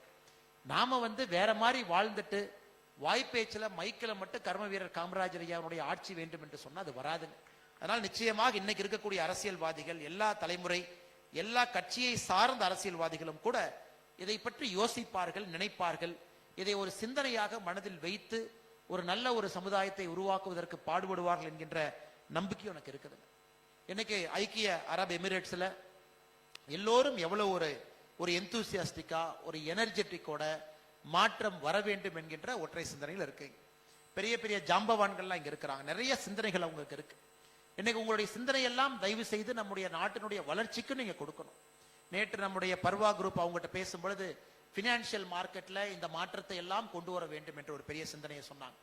நான் அவர்களுக்கு எல்லாம் வைக்கக்கூடிய ஒரே வேண்டுகோள், கண்ணன் ரவி என்ன சொன்னாங்க, இன்னைக்கு இதெல்லாம் இந்தியாவில் இந்த திருத்தங்கள் கொண்டு வரப்பட வேண்டும், இந்த சட்டத்தில் இந்த மாற்றத்தை கொண்டு வரப்பட வேண்டும் என்று. இன்னைக்கு அரசு நீங்கள் சொல்வதை கேட்பதற்கு தயாராக இருக்கிறது. இன்னைக்கு நீங்க சொல்லலாம், எந்த மினிஸ்டர்ட்டி அப்பாயின்மெண்ட் வாங்கலாம், டெல்லிக்கு நீங்க போலாம், யாரையும் இல்லை என்று யாரும் சொல்வதில்லை. காரணம் என்னன்னா, அரசை விட நீங்கள் அறிவாளிகள் என்பதை அரசு உணர்ந்திருக்கிறது. வெளியே இருக்கிறவங்க எங்களை விட அறிவாளி. ஆனால் தயவு செய்து இந்தியாவுக்கு வரும் பொழுது, சொந்த ஊருக்கெல்லாம் நீங்க வரும் பொழுது கொஞ்சம் நேரம் எடுத்து ஆட்சியாளர்கள் நீங்க சந்திக்கணும். இந்த போன்ற நாடுகள்ல முக்கியமான நல்ல விஷயங்கள் இருந்தா அது ஒரு ஆலோசனையா சொல்லணும். அதை நம்முடைய நாட்டுல நாம் அதை பயன்பாட்டு கொண்டு வர முடியுமான்னு யோசிச்சு நீங்க சொல்லுங்க. பிராக்டிக்கலா உங்களுக்கு தெரியும். செக்ரட்டரிஸ்க்கு ஒரு இமெயில் அனுப்பிச்சு போய் பாருங்க. நம்மை பார்க்க மாட்டார்கள் நினைத்து இமெயில் அனுப்பாம இருக்காது. அவங்க நம்பரை கண்டுபிடிச்சு ஒரு மெசேஜ்னாச்சு போடுங்க. 10 பேர்த்துல 5 பேர் கண்டிப்பா பார்ப்பாங்க. ஒருத்தர் பார்க்கவில்லை என்பதற்காக நிறுத்திடாதீங்க, தொடர்ந்து போடுங்க. எங்கேயோ ஒரு இடத்துல கதவு திறக்கும். ஏன்னா நீங்கள் கொடுக்கக்கூடிய ஆலோசனை என்பது இந்த நாட்டினுடைய வளர்ச்சிக்கு அது மிக முக்கியமான ஆலோசனை. ஏன்னா பல விஷயங்களை பார்க்குறீங்க, பல காம்ப்ளெக்ஸான ப்ராப்ளத்தை சால்வ் பண்றீங்க. இன்னைக்கு துபாய் போன்ற ஒரு சின்ன ஒரு பகுதியில 190 நாட்டினுடைய மக்கள் வாழ்கின்றார்கள். சாதாரண வேலைங்களா? 190 நாட்டினுடைய மக்கள், கிட்டத்தட்ட உலக நாடுகள் இருக்கிற எல்லோருமே இன்னைக்கு துபாயில இருக்காங்க. எந்த நாட்டிற்கும் இல்லாத ஒரு சிறப்பு துபாயில இருக்கு. அதுல நீங்க வாழ்றீங்க, பல விஷயங்களை கவனிக்கிறீங்க, பல விஷயத்தை பாக்குறீங்க, முனிசிபாலிட்டியினுடைய எஃபிஷியன்சியை பாக்குறீங்க, பல விஷயத்தை பாக்குறீங்க. அது எங்கேயாவது நம்முடைய நாட்டினுடைய வளர்ச்சிக்கு ஒரு ஆலோசனையாக கொடுக்க வேண்டியது உங்களுடைய கடமை என்பதையும் அன்போக தெரியும். நாங்க ஒரு நன்னாள் வருவாங்க ஐயா, 4 பேர் நீங்க சொல்றதை கேட்போம், 4 விஷயத்தை நாங்க பார்ப்போம். அதுக்கப்புறம் இந்தியால போய் இருக்கிற பிரச்சனையை சால்வ் பண்ணி அடுத்த கட்டத்தை யோசிப்போம். ஆனா நீங்க தினமும் அதை பார்க்கிறீங்க, உங்க சிந்தனை வேறு மாதிரி இருக்கும். அதனால் நீங்க தைரியமாக இந்தியாவிற்கு வரும் பொழுதெல்லாம் நீங்க நிறைய பேர் கேட்பீங்க, நாட்டுக்கு நான் எப்படி கான்ட்ரிபியூட் பண்றது, நான் துபாயில இருக்க இந்தியாவுடைய வளர்ச்சிக்கு எப்படி கான்ட்ரிபியூட் பண்றது. இதுதான் நீங்க செய்ய வேண்டிய முதல் கான்ட்ரிபியூஷனா நான் பாக்குறேங்க ஐயா. முதல் 4 பேருக்கு சொல்லுங்க. கேட்கிறவங்க கேட்கட்டும், கேட்காதவங்க ஆனா கேட்பாங்க. 10ல் 5 பேர் கேட்பாங்க. நீங்க சொன்னதை எங்கேயாச்சும் ஒரு இடத்துல பயன்படுத்த முடியுமான்னு யோசிப்பாங்க. இன்னைக்கு பாருங்க, இன்னைக்கு இந்தியாவிற்கு நதிநீர், குறிப்பாக கிளீன் ட்ரிங்கிங் வாட்டர் நமக்கு வேணும். Clean drinking water. இன்னைக்கு காலையில பார்த்தேன், உலகத்தில் இருக்கிற முதல் 10 கம்பெனில கிட்டத்தட்ட 4 கம்பெனி யுஏஇலே இருக்கு. ஒரு இஸ்ரேல் கம்பெனி, அமெரிக்கா, யூரோப்பியன்ஸ்லாம் இருக்காங்க. அந்த யுஏஇல இருக்கிற 4 கம்பெனில தமிழ்காரங்க 2 பேர் இருக்கிறாங்க. அதாவது உலகத்தில் இருக்கக்கூடிய டாப் 10 சுத்தமான குடிநீர் கொடுக்கக்கூடிய இந்த நிறுவனத்துல இன்னைக்கு இங்க இருக்கக்கூடிய தமிழர்கள் இருக்கிறாங்க. இன்னைக்கு சென்னைக்கு நமக்கு தேவைங்க ஐயா, சென்னைக்கு தேவை. ஸ்வீடன்காரங்க பிட் பண்றாங்க, யாரோ பிட் பண்றாங்க, யாரோ சென்னைக்கு நம்முடைய நெமிலி பகுதியில நம்ம டீசாலினேஷன் பிளான் போட்டிருக்கோம், எங்கெங்கயோ இருந்து கொடுக்குறாங்க. ஆனா நம்முடைய தமிழர்கள் இன்னைக்கு யுஏஇல அதை ஒரு பிசினஸா, மல்டிபிள் குரோர் பிசினஸா சக்சஸ்ஃபுல்லா பண்றவங்க. உங்க ஐடியா நமக்கு வேணும். அதனால நிச்சயமாக 4 பேர் கேட்கல அப்படிங்கறக்காக ஆலோசனை சொல்லாம இருக்காதீங்க. கண்டிப்பா நீங்கள் உங்களுடைய ஆலோசனையை சொல்ல வேண்டும். இது என்னுடைய அன்பான வேண்டுகோள். இரண்டாவது, உங்களுடைய பகுதி, உங்கள் கிராமம், உங்களுடைய பூத்து, நீங்க இருக்கக்கூடிய பஞ்சாயத்து, ஒரு விஷயத்தை நீங்க செய்யுங்க அப்படிங்கிறது என்னுடைய அன்பான வேண்டுகோள். எப்பவுமே பெருசா பார்க்காதீங்க ஐயா. நாடு அப்படிங்கறது பாத்தீங்கன்னா செய்யறது கஷ்டம். இந்த நாட்டுல யாரை போய் பார்க்கறது, யார்கிட்ட பேசுறது. ஆனா பஞ்சாயத் அப்படின்னு பாத்தீங்கன்னா செய்யறது ஈஸி. என்னுடைய கிராமம் அப்படின்னு பாத்தீங்கன்னா செய்யறது ஈஸி. இன்னைக்கு எல்லாம் வாட்ஸ்அப் இருக்கு, எத்தனையோ சமூக வலைதளம் இருக்கு. நீங்கள் எல்லாம் உங்களை ஒருங்கிணைக்க முடியும், மிக எளிதாக ஒருங்கிணைக்க முடியும். இந்த கிராமத்துல இருந்து நாங்க வந்திருக்கோம். 10 பேர் 15 பேர் சேருங்க ஐயா. ஊருக்கு போகும்போது உங்க பஞ்சாயத்து ஆபீஸ்ல ஒரு போங்க, எட்டி பாருங்க. பஞ்சாயத்து ஆபீஸ்ல பாருங்க, ஒரு மத்திய அரசினுடைய ஒரு திட்டத்தை 100% சாச்சுரேஷன் பண்ண முடியுமான்னு பாருங்க ஐயா. இந்த 100% சாச்சுரேஷன் ஐயா, ஒரு மத்திய அரசினுடைய திட்டம் முழுமைப்படுத்தி இருக்க வேண்டும். அதாவது இத்தனை பேருக்கு நான் இத்தனை திட்டம் கொடுக்கறேன்னா, உங்க பஞ்சாயத்துல யாராச்சும் ஒருத்தர் அந்த திட்டத்துக்கு பயனாளி ஆனா அந்த திட்டத்துல பயன்பெறாம இருக்காங்களா? இதை நம்ம ஸ்கீம் சாச்சுரேஷன் அப்படின்னு நம்ம சொல்றோம். அதற்கு முயற்சி பண்ணுங்க. உங்க பஞ்சாயத்துல எனக்கு இந்தியால எத்தனையோ மாடல் பஞ்சாயத்து இருக்கு. படித்தவர்கள் நிறைய பேர் அரசியலுக்கு வந்து பஞ்சாயத்தினுடைய சர்பஞ்ச் தலைவராக மாறி, இந்தியால எத்தனையோ பஞ்சாயத்துல மத்திய அரசினுடைய எல்லா திட்டத்தையும் அமல்படுத்தி இருக்கக்கூடிய நூற்றுக்கணக்கான பஞ்சாயத்து இருக்கு. மாடல் பஞ்சாயத்துன்னு சொல்றோம். உங்க பஞ்சாயத்தை, உங்க கிராமத்தை ஒரு மாடல் கிராமமாக பஞ்சாயத்தாக மாற்றுவதற்கு நீங்கள் முயற்சி செய்ய வேண்டும் என்பது என்னுடைய ஆசைங்க. அது உங்க கான்ட்ரிபியூஷன், அது உங்க ஊருக்கு நீங்க கொடுப்பது. நீங்க கையிலிருந்து எதுவுமே கொடுக்க வேண்டாங்க ஐயா. ஒரு பெரிய ஒரு போர்டு எடுங்க, பஞ்சாயத்துல பெயிண்ட் அடிங்க, பஞ்சாயத்துல வெய்யுங்க. உங்க பேரெல்லாம் போடவே போடாதீங்க. மத்திய அரசு திட்டம், இந்த திட்டம் இதுதான், இந்த திட்டத்துக்கு அப்ளிகேஷன் எப்படி கொடுக்கலாம், இந்த திட்டத்துக்கான வெப்சைட் அப்படி நீங்க ஒரு 10 திட்டத்தை எழுதுங்க ஐயா. ஒரு டைம் ஊருக்கு வரும்போது வச்சுட்டு வந்துருங்க போர்டை. அந்த ரோட்ல போறவங்க 10 பேர் படிப்பாங்க. ஓ இதான திட்டம், இது இங்க அப்ளிகேஷன் கொடுக்கணுமா? யாராச்சும் கிடைக்காதவங்க அதை பண்ணட்டும். அடுத்த வருஷம் ஊருக்கு போகும்போது அந்த போர்டை கழட்டுங்க, மறுபடியும் இன்னொரு போர்டை மாட்டுங்க, இன்னொரு 10 திட்டத்தை எழுதுங்க. மத்திய அரசுடைய திட்டம் 1, மத்திய அரசு திட்டம் 2, மத்திய அரசு திட்டம் 3 வெப்சைட் போடுங்க. 3வது வருஷம் போகும்போது அந்த போர்டை கழட்டுங்க. நீங்க பேரை போட்டா தான் 4 பேர் பஞ்சாயத்து பண்ண கிளம்பிடுவோம். எப்படி பேரை போட்டீங்க? யாரு உங்களுக்கு பர்மிஷன் கொடுத்தது? இங்கேயே போட வச்சீங்க. பேரே போடாதீங்க. 3வது வருஷம் மறுபடியும் ஒரு போர்டு வைங்க, மத்திய அரசு திட்டத்தை எழுதுங்க. இது ஒரு நண்பர் எனக்கு யோசனையா சொன்னார். அண்ணே எங்க ஊர்ல, நான் குவைத்துல இருக்கேங்க, ஃபர்ஸ்ட் வருஷம் 10 போட்டேன், அடுத்த வருஷம் 10 போட்டேன், 3வது வருஷம் 10 போட்டேனே, யாரும் பிரச்சனை பண்ணல. இது ஏன் ஊருக்கு நான் கான்ட்ரிபியூட் பண்ற ஒரு விஷயம். நிறைய பேர் கேட்பீங்க, அண்ணன் என்ன செய்யலாம் என்ன செய்யலாம்? ஐயா டெல்லி சென்னை யோசிக்காதீங்க ஐயா, உங்க பஞ்சாயத்து கிராமம்னு யோசிங்க. ஒரு திட்டத்தை எழுதி போடுங்க ஐயா, அதை பார்த்து மக்கள் பார்ப்பாங்க. மக்கள் ரொம்ப புத்திசாலிங்க, ஆனா சொல்றதுக்கு அவங்களுக்கு நிறைய பேருக்கு ஆள் இல்லை. நம்முடைய நோக்கம் கிராமப்புறத்துல ஒரு திட்டமும் 100% சாச்சுரேஷன் பண்ணுங்க ஐயா, சாச்சுரேஷன். ஏன்னா அதை முடிச்சிட்டோம்னா திட்டத்தை க்ளோஸ் பண்ணிட்டு அடுத்த திட்டத்துக்கு போலாம். எத்தனை வருஷம் வீடு இல்லாதவங்களுக்கு வீடு திட்டத்தை கொடுத்துக்கிட்டே இருப்போம், எத்தனை வருஷம் கழிப்பறை இல்லாதவங்களுக்கு கழிப்பறை கொடுத்துக்கிட்டே இருப்போம். ஏதோ ஒரு இடத்துல அது எண்டு கொண்டு வரணுங்க, ஏதோ ஒரு இடத்துல சாச்சுரேஷன் பண்ணணும். அப்பதான் அடுத்த கட்டம் நாம போவோம். அதனால் நிச்சயமாக உங்களுடைய கிராமத்துல ஒரு திட்டத்தை முழுமைப்படுத்துவதற்கான முயற்சியை நீங்க எடுக்கணும் என்கின்ற அன்பான வேண்டுகோள் வைக்கிறேங்க ஐயா. 3வது, உங்களுக்கு எல்லாம் ஓட்டு இருக்கு அப்படின்னு நினைச்சீங்கன்னா தயவு செஞ்சு ஓட்டை பதிவு பண்ணி வைங்க. எலெக்ஷன் அன்னைக்கு வந்தீங்கன்னா பூத் தெற்க இருக்கா வடக்கு இருக்கான்னு நமக்கு தெரியாது. நிறைய பேர் சொல்லுவாங்க, அண்ணே நான் ஹாங்காங்ல இருந்து ஃபிளைட் பிடிச்சு வந்தேன், துபாயில இருந்து ஃபிளைட் பிடிச்சு வந்தேன், ஓட்டல் லிஸ்ட்ல பேரே இல்லைன்னு. நாங்களும் அன்னைக்கு எதுவும் செய்ய முடியாதுங்க, அன்னைக்கு எதுவும் செய்ய முடியாது. அந்தந்த வருஷம் ஜனவரி 1ஆம் தேதி அன்னைக்கு அந்த வாக்காளர் பட்டியெல்லாம் சரி செய்யப்பட்டு எல்லாம் பார்த்து ஃபார்ம் 6, ஃபார்ம் 7, ஃபார்ம் 8 மூணும் பார்த்து, ஃபார்ம் 6 புதிய வாக்காளர், ஃபார்ம் 7 நீங்க ஆட் பண்ணிட்டீங்க, நான் அப்ஜெக்ட் பண்றேன், ஃபார்ம் 8 என்னை ஆட் பண்ணிருக்கீங்க ஆனா சின்ன சின்ன திருத்தம் பண்ணணும். இது 3 ஃபைனலைஸ் பண்ணி நீங்க ஊருக்கு லீவ் எடுத்து ஓட்டு போட வரும்போது நோட்டீஸ் அடிச்சு ஒட்டிடுவாங்க.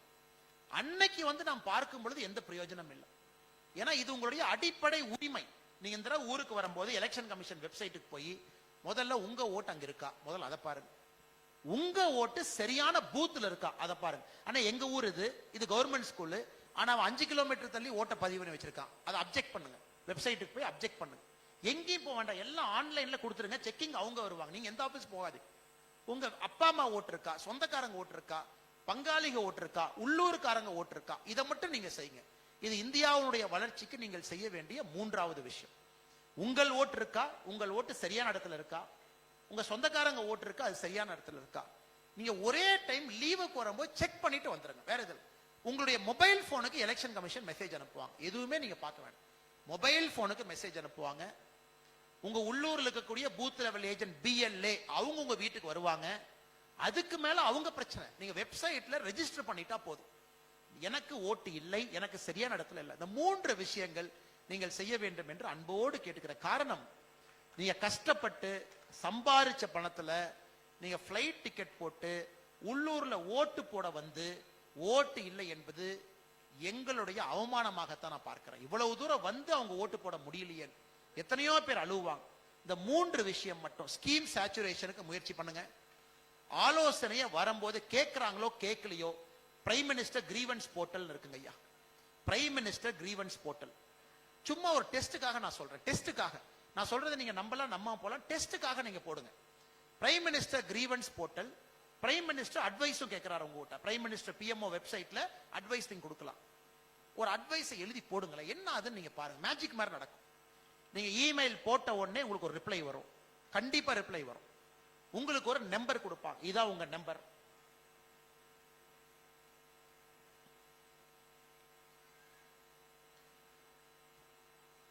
நீங்க இமெயில் போட்ட உடனே உங்களுக்கு ஒரு ரிப்ளை வரும் பிரைம் மினிஸ்டர் ஆபீஸ். எப்படி நம்ம நாடு வேலை செய்யுதுன்னு பாருங்க.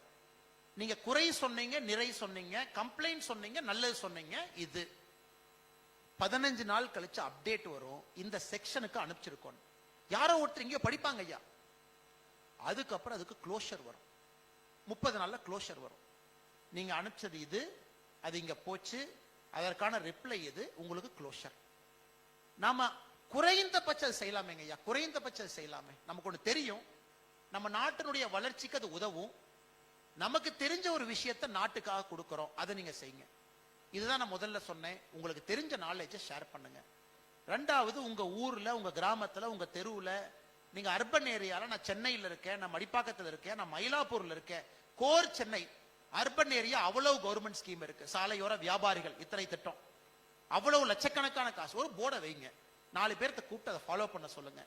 3வது, உங்க ஓட்டை செக்யூர் பண்ணுங்க, சுத்தி இருக்கக்கூடிய ஓட்டை செக்யூர் பண்ணுங்க. 4வது, பிடிச்ச கட்சிக்கு ஓட்டு போடுங்க. எனக்கு இந்த கட்சி பிடிக்கும், இந்த தலைவர் பிடிக்கும், மாற்றத்தை கொடுப்பாங்க, நீங்க ஓட்டு போட்டு வந்துட்டே இருங்க. இந்த 4 மட்டுமே இங்கிருந்து நீங்கள் செய்ய முடியும். ஐக்கிய அரபு எமிரேட்ஸ்ல அமர்ந்து நாட்டினுடைய வளர்ச்சிக்காக, தமிழகத்தினுடைய வளர்ச்சிக்காக நீங்கள் செய்ய முடியும் என்கின்ற முழு நம்பிக்கை எனக்கு இருக்கு.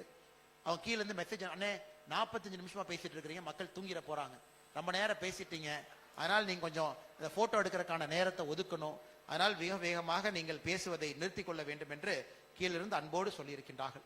அதனால் மிக அன்போடு இங்க வந்திருக்கக்கூடிய எல்லா நம்முடைய அன்பு சொந்தங்களுக்கு, தமிழகத்தினுடைய எல்லா அன்பு சொந்தங்களுக்கும் என்னுடைய நெஞ்சார்ந்த நன்றிகள். சாரிங்க ஐயா, நான் மாற்றம் ஏதோ பேசிட்டேன்.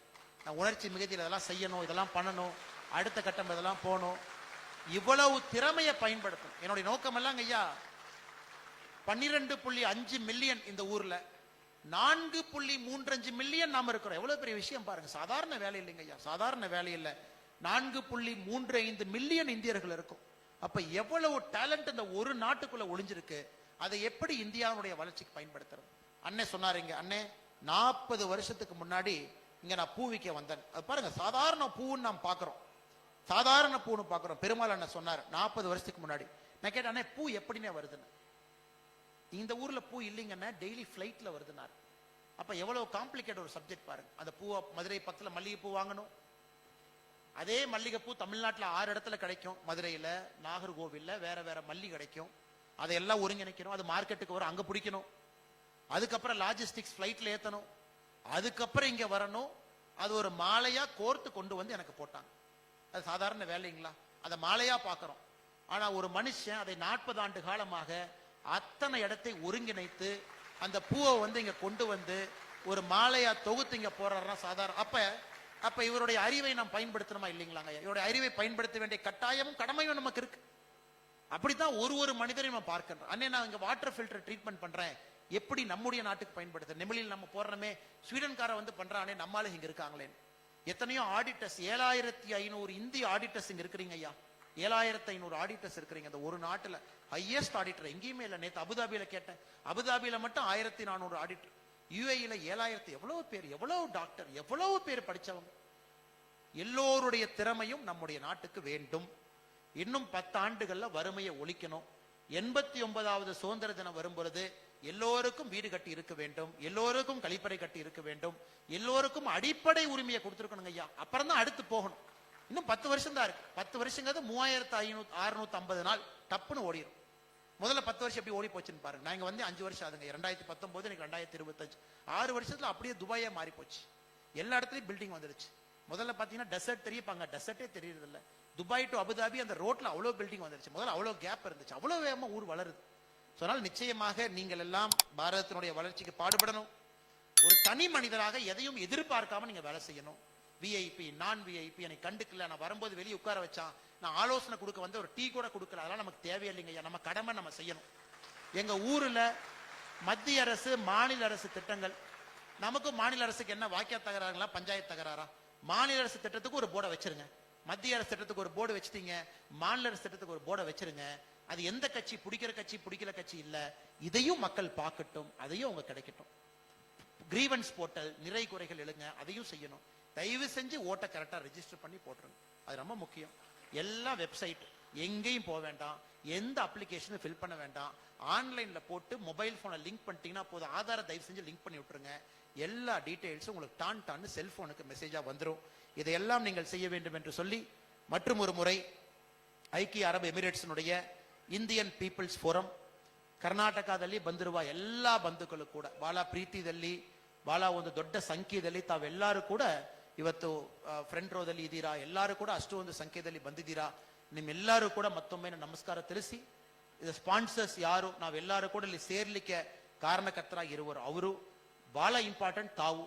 இன்னைக்கு நீங்க இந்த நேரத்தை கொடுத்து நான் கண்டிப்பா சனிக்கிழமை அன்னைக்கு நான் போவேன், இந்த ஈவெண்ட்டுக்கு நான் வருவேன் முதல்லயே நீங்க பண்ணி, அதுவும் இந்த ஹாலில் இருக்கக்கூடிய பற்றாக்குறை இருந்துச்சு, இட பற்றாக்குறை, அதையெல்லாம் சரி பண்ணி கரெக்டா ரெஜிஸ்டர் பண்ணி வேலையெல்லாம் கரெக்டா விட்டுட்டு எல்லோரும் வந்திருக்கின்றீர்கள். அதனால இங்க வந்திருக்கக்கூடிய எல்லோருக்கும் என்னுடைய நெஞ்சார்ந்த நன்றிகளை மற்றும் ஒரு முறை தெரிவித்து, இந்த மேடையில் இருக்கக்கூடிய தலைவர்கள், ஐபிஎஃப் தலைவர், தமிழக ஐபிஎஃப் தலைவர், கர்நாடகா ஐபிஎஃப் தலைவர் எல்லோருக்கும் மற்றும் ஒரு முறை நன்றி தெரிவித்து என்னுடைய உரையை முடித்துக் கொள்கின்றேன். தயவு செஞ்சு நாட்டினுடைய வளர்ச்சிக்கு நீங்கள்லாம் பெரிய பங்களிப்பாக இருக்க வேண்டும்.